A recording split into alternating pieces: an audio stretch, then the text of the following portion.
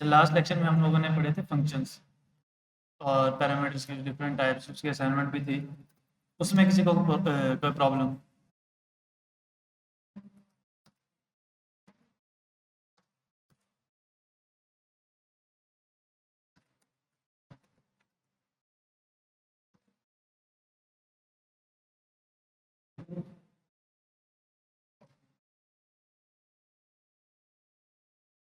Functions clear है सब?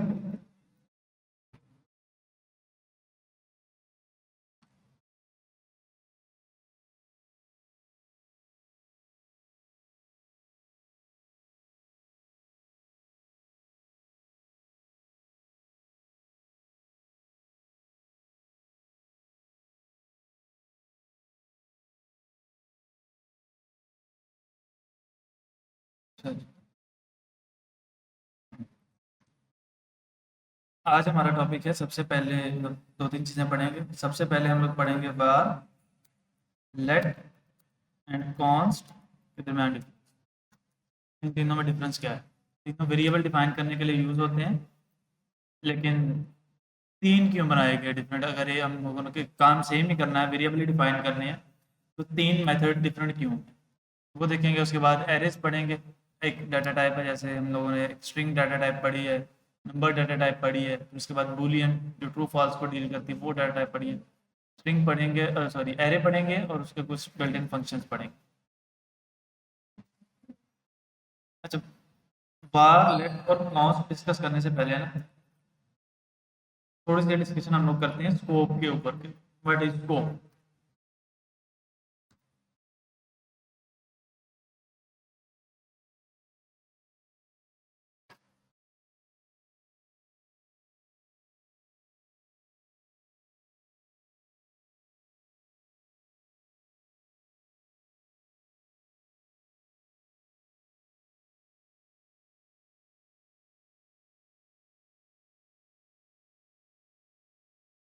Recording recording.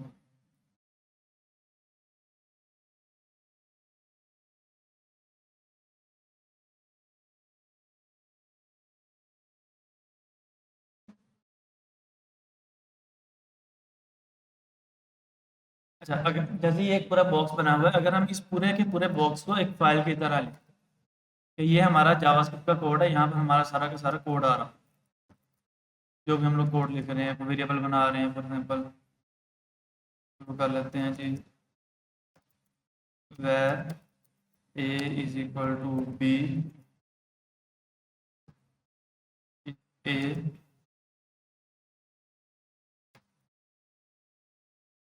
so on। इसी तरह हमारा सारा का सारा ना कोड चल रहा है। वेरिएबल डिफाइन कर लिए, कंसोल लॉग का फंक्शन लगा लिया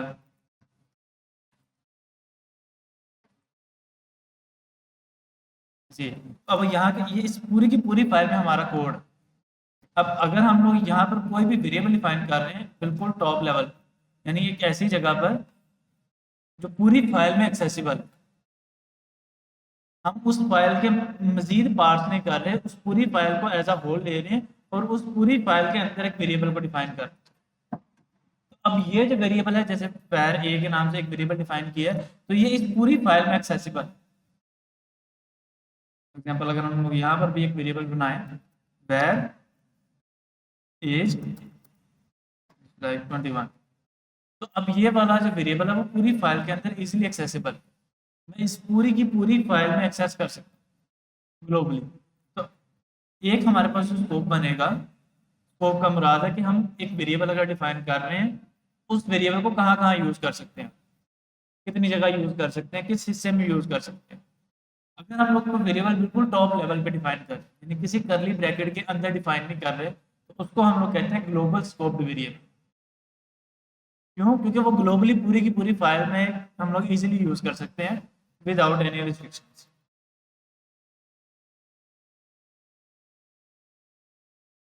अच्छा, उसके बाद हम लोगों ने डिफरेंट टूल्स पढ़े थे पिछले दिनों। हम लोगों ने कंडीशंस पढ़ी, इफ एल्स पढ़ा, और फंक्शंस पढ़े, एरो फंक्शंस पढ़े।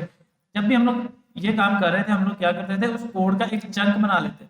वो चंक कैसे बनाते थे? कर्ली ब्रैकेट लगा के, कि ये वाला हिस्सा कंडीशन के साथ चले अगर कंडीशन ट्रू है, अदरवाइज ये वाला कोड चले। बट मतलब हम लोग कर्ली ब्रैकेट लगा लेते थे ना कि इफ, नहीं तो ये वाली चले, तो हम लोग डिफरेंट ब्लॉक्स बना लेते थे कि ये हमारा इतना ब्लॉक है, अगर ए कंडीशन ट्रू हुई है तो ये चले, अगर ए कंडीशन फॉल्स हो गई है तो ये दूसरा एल्स वाला ब्लॉक चले। इसी तरह हम लोग मल्टीपल, जब इफ पर काम कर रहे थे फिर हम लोगों ने मल्टीपल ब्लॉक्स बनाए, फिर उसके बाद हम लोगों ने ब्लॉक बनाया फंक्शन के साथ। ये एक फंक्शन मैंने बना रहा हूँ, ये इतना कोड इसके अंदर लिखा है, ये उस वक्त कोड एग्जीक्यूट हो जब मैं इस कोड को कॉल करूँ। तब हमें इतना अंदाजा हो गया कि दो तरह के हमारे पास स्कोप बनेंगे, एक ग्लोबल स्कोप जो पूरे के पूरे कोड में एक्सेसिबल है, और एक ये वाला कोड जो इस पूरे जो सिर्फ और सिर्फ इस डब्बे के अंदर या इस ब्लॉक के अंदर एक्सेसिबल हो। इसको हम कहते हैं ब्लॉक स्कोप वेरिएबल।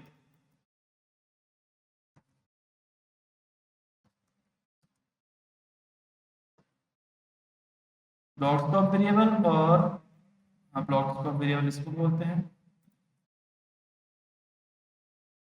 अगर मैं यहाँ पर कोई वेरिएबल डिफाइन कर रहा हूँ तो बनेगा ग्लोबल स्कोप वेरिएबल।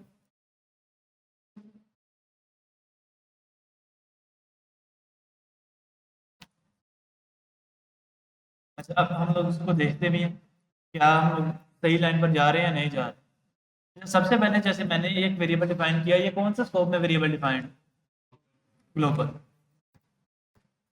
और अब मैंने एक कर्ली ब्रैकेट लगाई, एक ब्लॉक बनाया। अब इस ब्लॉक को मैंने कोई नाम नहीं दिया या कोई एक वाजे किसी टूल के साथ इंगेज नहीं किया। जैसे फंक्शन हम लोगों ने टूल पढ़ा, कंडीशन टूल पढ़ी, उसमें किसी के साथ इसको फिक्स नहीं किया या बाइंड नहीं किया, सिंपल एक ब्लॉक बनाया। अब इसी के अंदर मैं एक और वेरिएबल बना रहा हूँ, var A 2 is equal to let's say 50। तो अब ये वाला वेरिएबल तो मैं फाइल में कहीं भी एक्सेस कर सकता, चाहे इस ब्लॉक के ऊपर या इस ब्लॉक के नीचे। तो अब अगर मैं इस वेरिएबल को इंस्टॉल करवाऊं, console dot log age, code हमारा एग्जीक्यूट हो जाएगा, जो वैल्यू है वो प्रिंट हो जाएगा एज इट इज हमारी वैल्यू प्रिंट। लेकिन अब प्रॉब्लम कहाँ आ रही थी कि जब जब वैर के साथ हम लोग वेरिएबल डिफाइन करते थे, वो अगर ब्लॉक के अंदर भी डिफाइन कर रहे हैं तो वो बाहर हमारे पास एक्सेसिबल है। Console dot log A two as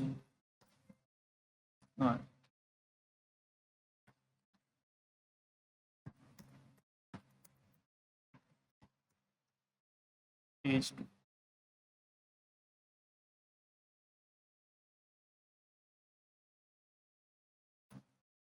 तो ये एक प्रॉब्लम थी। ये प्रॉब्लम क्यों थी, क्योंकि ये नॉर्मल प्रॉब्लम इसलिए थी कि जब हम लोग कोड कर रहे हैं, अभी तो हमारी एप्लीकेशन छोटी सी है, हमें अंदाजा होगा कि हमने दो वेरिएबल अलग अलग बनाए, लेकिन जब हमारी एप्लीकेशन क्लास की एप्लीकेशन बनती है तो उसमें मल्टीपल फाइल्स में कोड हो रहा होता है। फिर वेरिएबल के नाम याद रख पाना मुश्किल है कि हमने ब्लॉक के बाहर क्या रखा था, ब्लॉक के अंदर क्या रखा था।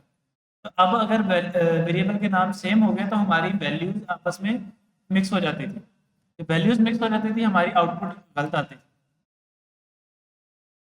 अभी तो हमने सिंपल, अगर हम लोग कह रहे हैं तो एज वगैरह कर रहे हैं, छोटी मोटी एप्लीकेशन बना रहे हैं, अगर फॉर एग्जाम्पल को बंदा बैंकिंग की एप्लीकेशन बना रहा है, उसमें वैल्यू गलत आ गई तो वो वेरिएबल नहीं है। कोई मेडिकल, मतलब जैसे एआई की अक्सर एप्लीकेशन बनी हुई है जो मेडिकल की रिपोर्ट लेती है और आपको कोई आउटपुट जनरेट कर देती है, तो अगर उसमें कोई गलत वैल्यू आ रही है वो भी वेरिएबल नहीं है। इसी तरह और भी डिफरेंट डिफरेंट जगह, ई कॉमर्स में कोई आपकी बैंकिंग की सेक्शन में, अकाउंटिंग के सेक्शन में, या किसी ऐसे सेक्शन में जो नेसेसरी सेक्शन है हमारे, उसमें कोई वैल्यू गलत आ रही है तो वो वेरिएबल नहीं थी।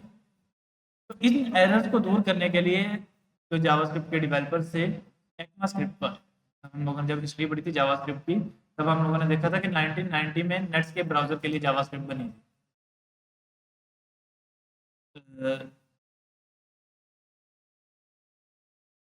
मेरे जहन से उसका नाम निकल रहा है, डेवलपर का जिसने जावास्क्रिप्ट बनाई थी।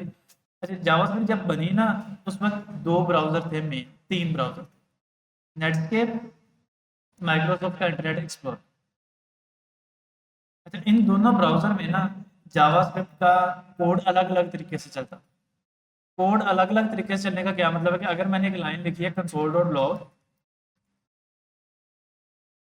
तो इसका नेटस्केप के ब्राउजर में कोई और मतलब था, और जो हमारा इंटरनेट एक्सप्लोरर था माइक्रोसॉफ्ट का, उसमें कुछ और मतलब। तो चीज़ें स्टैंडर्डाइज नहीं हो पा रही थी। उस वक्त इस चीज़ को बाकायदा ब्राउज़र वार का नाम दिया गया था, और डेवलपर्स इस एक्सपीरियंस की बेस पे हायर होते थे कि आप हमारी वेबसाइट बनाओगे तो वो किस ब्राउज़र के साथ कंपेटेबल हो। अब हम लोग तो वेरिएबल जो वेबसाइट्स बनाते हैं वो हम लोग पोर्टफोलियो में भी लिख देते हैं जी क्रॉस ब्राउज़र कंपेटिबिलिटी, लेकिन उस वक्त नहीं था। उस वक्त वो देखते थे कि क्या ये डेवलपर जो हम लोग हायर कर रहे हैं नेटस्केप के लिए वेबसाइट बनाएगा या इंटरनेट एक्सप्लोरर के लिए वेबसाइट बनाएगा।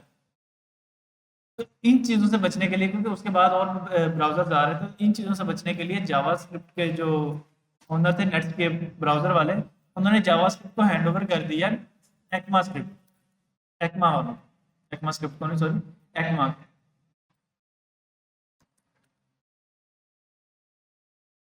एक्मा इंटरनेशनल क्या है जी? इसकी यूरोपियन कंप्यूटिंग मैन्युफैक्चरिंग कंपनी है शायद, कल मैंने मुझे इसका याद।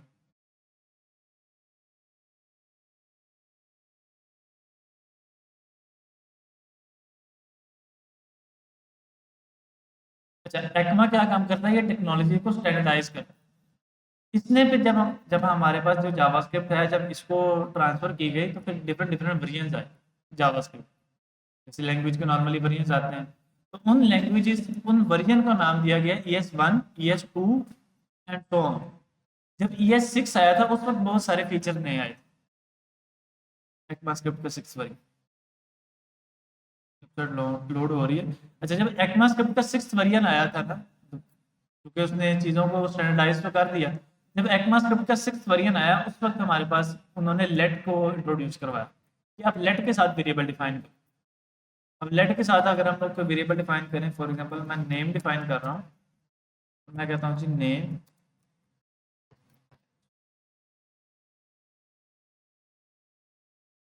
नेम 2।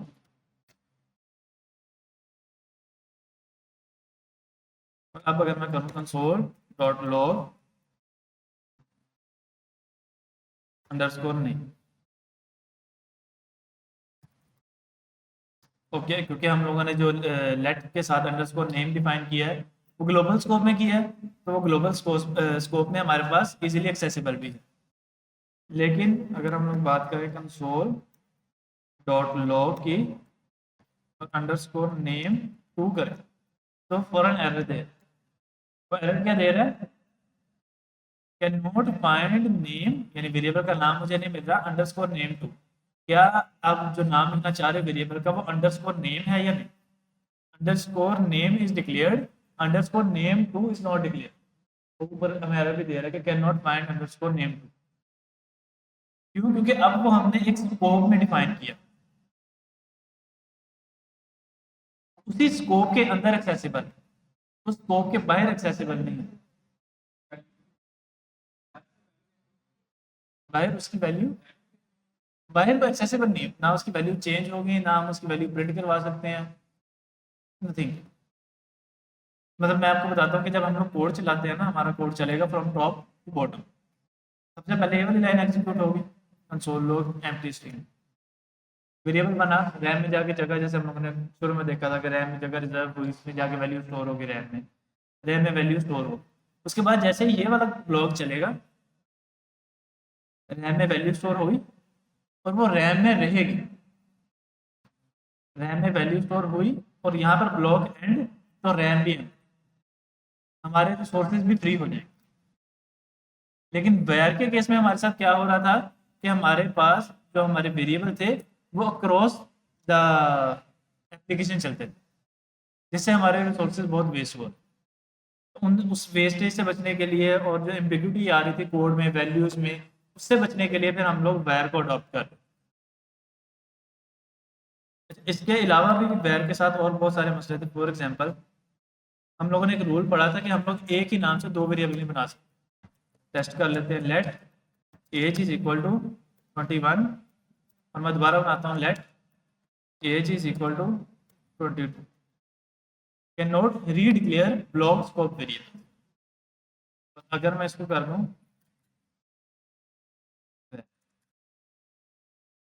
पूरी डिक्लेयर करके दे,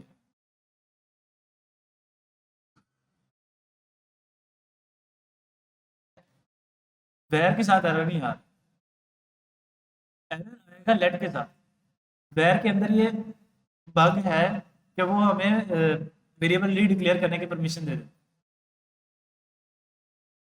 इसी तरह वेयर के साथ अगर हम लोग को डिफाइन करें, वेयर मैं एक वेरिएबल डिफाइन कर रहा हूँ एज लेट्स से 21, तो क्या इस वेरिएबल को मैं डिफाइन करने से पहले कॉल कर सकता हूँ कि मैं कहूँ कि मैं यहाँ पर इस वेरिएबल की वैल्यू पहले प्रिंट करवा लेता हूँ, बाद में वेरिएबल कॉल हो जाए, ये वेरिएबल मैं बना लूँ।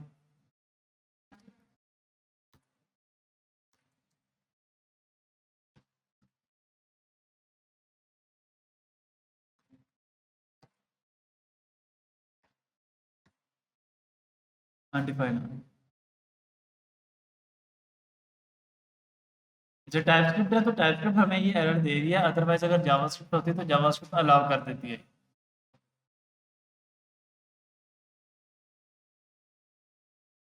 तो यहाँ पर भी हमें ये एरर दे रही है कि वेरिएबल को आप यूज कर रहे हो उसकी वैल्यू असाइन करने से पहले, यानी वेरिएबल आपका डिक्लेयर हो गया।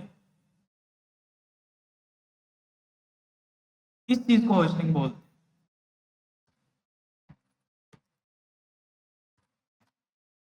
कि वेरिएबल डिक्लेयर करने से पहले यूज करते हैं। इसी तरह जावास्क्रिप्ट में हमें ये प्रॉब्लम आती थी कि अगर हम लोग स्पेलिंग मिस्टेक भी कर देते थे तो बाज़ औक़ात वो ऑटोमेटिकली उसको वेरिएबल समझ के डिफाइन कर देता और हमें अनडिफाइंड प्रिंट कर देता। इस चीज़ की होस्टिंग की होस्टिंग की जरूरत नहीं पड़ी, ये एक बग है। वही बता रहा हूँ कि जावास्क्रिप्ट के अंदर तो हमें ये एरर भी नहीं देता था, ये टाइपस्क्रिप्ट के अंदर एरर आता है, जावास्क्रिप्ट फाइल में ये एरर नहीं आएगा। इंडेक्स डॉट जेएस कोई एरर नहीं थ्रो कर, तो बिल्कुल सही जा रहा है कि आपका कोड बिल्कुल ठीक है अगर जावास्क्रिप्ट की फाइल में देखें हम।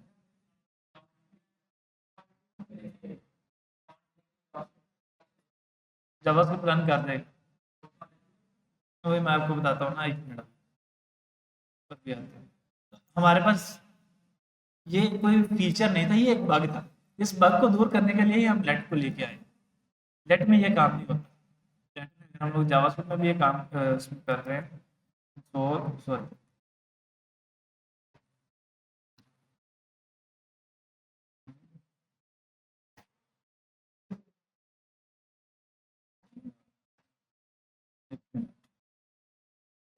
Late okay dot scope variable A used before its declaration.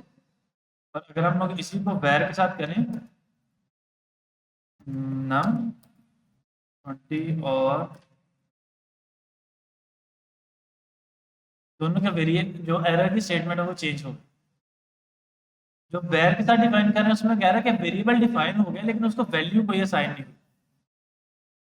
Variable num is used before assign, variable num is used before assign, यानी वेरिएबल आपका डिफाइन है वेर नम नम, उसको वैल्यू कोई असाइन नहीं, वैल्यू असाइन किए बगैर हमने use कर लिया। लेकिन अगर हम लोगों ने कोई लेट के साथ वेरिएबल बनाया उसका हमें एरर डिफरेंट मिल रहा है कि blocks of variable A used before its declaration.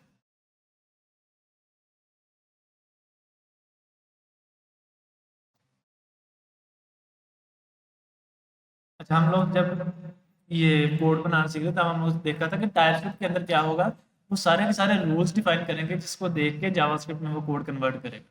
तो अभी ये क्वेश्चन था कि अगर हम कमांड चलाएंगे तो कोड तो हमारे पास आ जाएगा जावास्क्रिप्ट का, तो वो यहाँ से हम लोग उसको अलाउ या डिस अलाउ कर सकते हैं कि कोड एग्जीक्यूट हो या ना। अभी मैं इसमें नहीं जाऊँगा ताकि कन्फ्यूजन ना हो, लेकिन हम लोग इस फाइल के अंदर वो रूल मेंशन है कि उसको अगर हम लोग कर देंगे तो वो कोड जनरेट नहीं करेगा, बाय डिफॉल्ट कर देता है, लेकिन हमारे पास इस चीज़ की अथॉरिटी है कि हम लोग उसको रोक सकते हैं।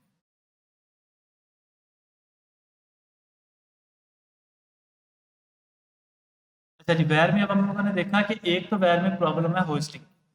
होस्टिंग क्या होता है कि वेरिएबल को डिफाइन करने से पहले यूज कर, और उसमें हमें एक और प्रॉब्लम मिली कि उसमें हम लोग वेरिएबल सेम नाम से रिडिक्लेयर कर सकते हैं। तीसरी प्रॉब्लम वैर में ये है कि वैर जो है वो ब्लॉक स्कोप वेरिएबल नहीं है। मतलब अगर हम लोग ब्लॉक स्कोप में भी डिफाइन कर रहे हैं वेरिएबल तो हम लोग कहीं भी यूज कर सकते हैं। तो अब एक मैं फंक्शन बना रहा हूँ, फंक्शन टेस्ट,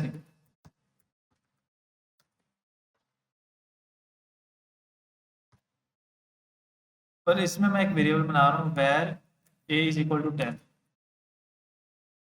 अब ये क्वेश्चन है आपको कि क्या मैं इस 10 को बाहर कॉल कर सकता हूँ या नहीं। क्या कर सकते नहीं, वो मैंने अभी बात की तो है कि हम लोग ब्लॉक स्कोप, ग्लोबल स्कोप और ब्लॉक स्कोप के वाले से।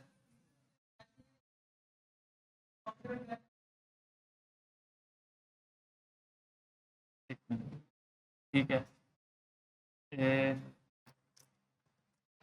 कॉन्स्ट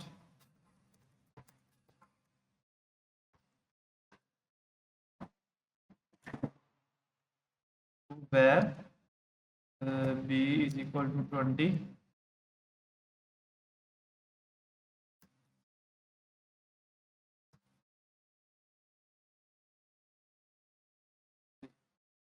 अच्छा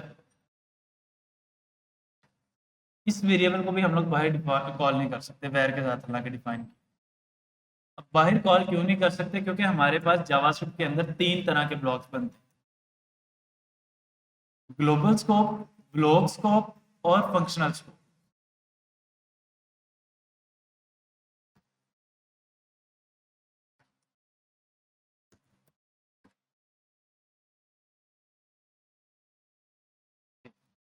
can not find name A. तो हम लोग अगर फंक्शन के अंदर को वेरिएबल डिफाइन कर रहे हैं, चाहे वो वैर के साथ कर रहे हैं चाहे लेट के साथ कर रहे हैं, तो वो बाहर हम लोग कॉल नहीं कर सकते। लेकिन अगर हम लोग इफ कंडीशन में या सिंपल किसी और ब्लॉक में कर रहे हैं तो वो बाहर कॉल हो सकता है।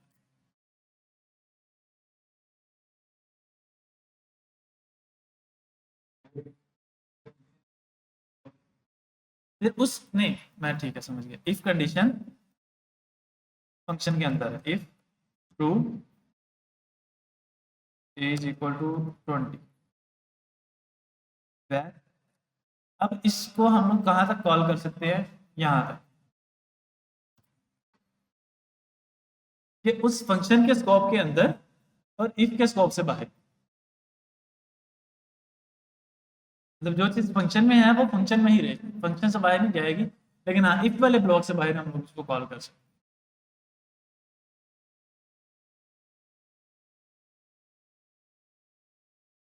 वेयर और लेट में डिफरेंस क्लियर हुआ कुछ। अच्छा अब इन सारे एरर्स को देखते हुए हम लोग वेयर की बजाय हर जगह जब वेरिएबल डिफाइन कर रहे होंगे लेट को यूज करें, हर जगह वेयर नहीं यूज करें।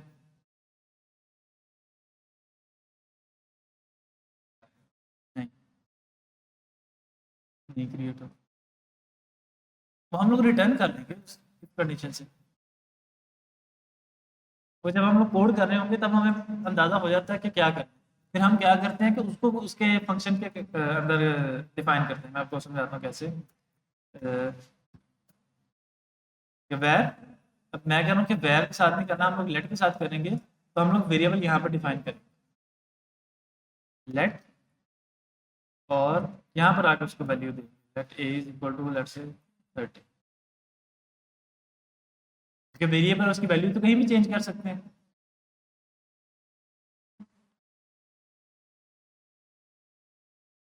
अच्छा वैर और लेट में तो हमें डिफरेंस क्लियर हो गया कि वैर में होस्टिंग होती है, लेट में होस्टिंग नहीं होती। वैर रीडिक्लेरेशन अलाउ करता है, लेट रीडिक्लेरेशन अलाउ नहीं करता। और इसके अलावा वैर जो है वो फंक्शनल स्कोप है या ग्लोबल स्कोप है, ब्लॉक स्कोप में उसका कोई इफेक्ट नहीं है।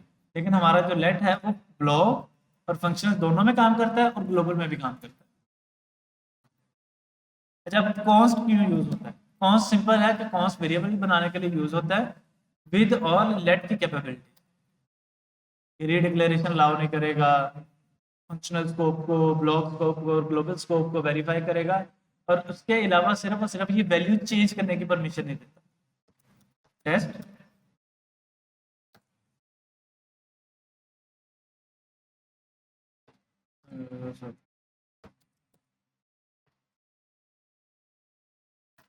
Can not assign value to test because it is a constant। तो जब जहाँ पे हम लोगों को कांस्टेंट वेरिएबल डिफाइन करना है वहां पर फिर हम लोग कॉन्स्ट यूज करें। अगर हम लोग कोई ऐसा वेरिएबल डिफाइन करना चाह रहे हैं जिसकी वैल्यू चेंज होगी तो वो लेट के साथ, अगर चेंज नहीं हो रही तो कॉन्स्ट के साथ। वेर नहीं यूज करेंगे अब। वेर यूज होता था पुरानी जावास्क्रिप्ट में ES6 से पहले, और आजकल कौन सी चल रही है? आजकल चल रही है ES2024, ECMAScript 2024 वर्जन आ, वो मेरा ख्याल आया था 2000। ECMA International is an industry association dedicated to standardization of internet information and communication system। ये चीज़ों को स्टैंडर्डाइज करते हैं। ES6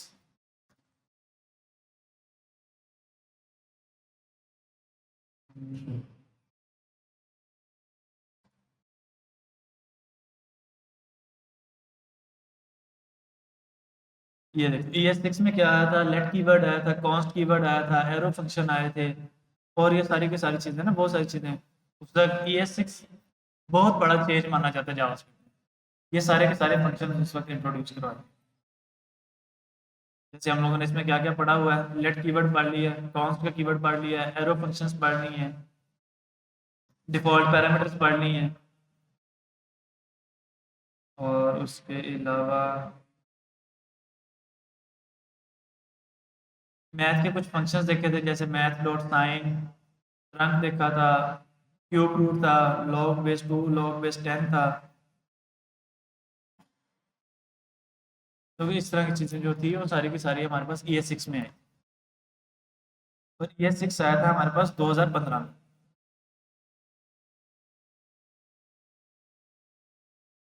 उन्होंने मेंशन भी किया हुआ है कि ब्राउज़र सपोर्ट फॉर ES6 2015 में ये थी, और 2000 जून 17 में सारे के सारे ब्राउज़र्स ने ES6 को सपोर्ट करना शुरू कर दिया। तो यहाँ तक इन तीनों में किसी को कोई कन्फ्यूजन? Where late const